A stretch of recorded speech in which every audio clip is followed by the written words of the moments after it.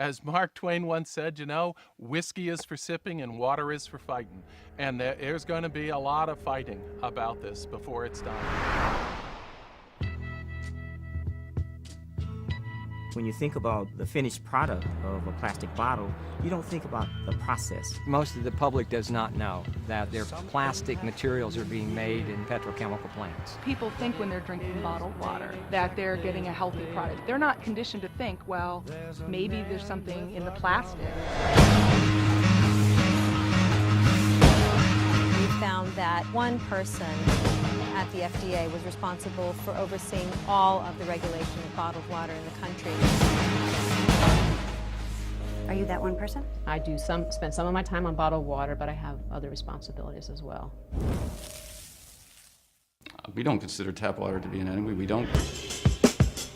Can people typically perceive a difference in taste? I can tell the difference in many bottled waters, just as I can tell the difference between tap water and other beverages. You can. Absolutely. You know, you're under oath, but you Absolutely. We'll give you. I say that with. We'll give your tongue an exemption. Well, first of all, we should realize that a lot of bottled water is tap water. Yeah, what do you mean? I thought that they came from like the mountains and the streams and the springs of Maine. That's what they would have us believe.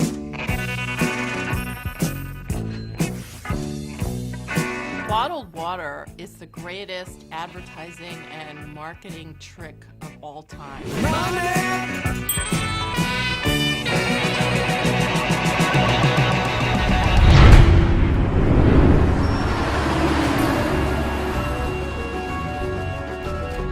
There are all sorts of ecological problems. We use approximately 18 million barrels of oil to transport water, and it's growing every year.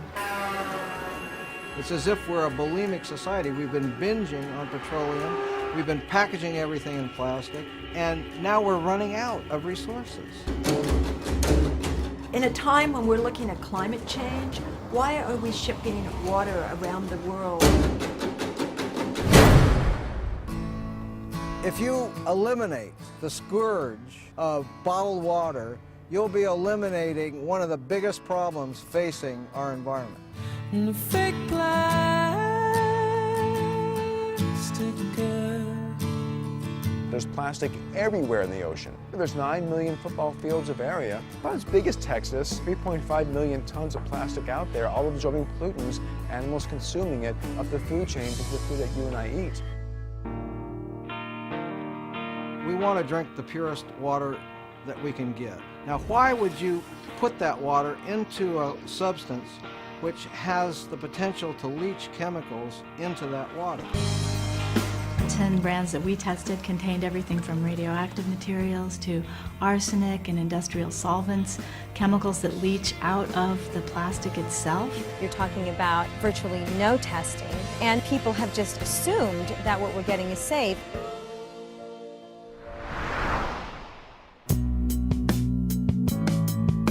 Something causes a lot of these neighbors around here to be sick. When people buy bottled water, they are contributing to the toxic exposures that people here are suffering with. We don't have a chance. We do not have a possible chance. And one day we'll see the light. Bisphenol A may be one of the most potent toxic chemicals known to man. We don't have BPA in our product.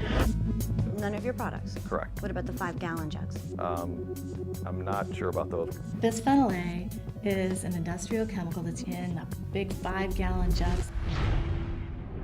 My concern is that the FDA doesn't want us to ask about BPA because of the current investigation. Can you talk about it now? No. If I had known you were going to talk about that, probably wouldn't have given you the interview.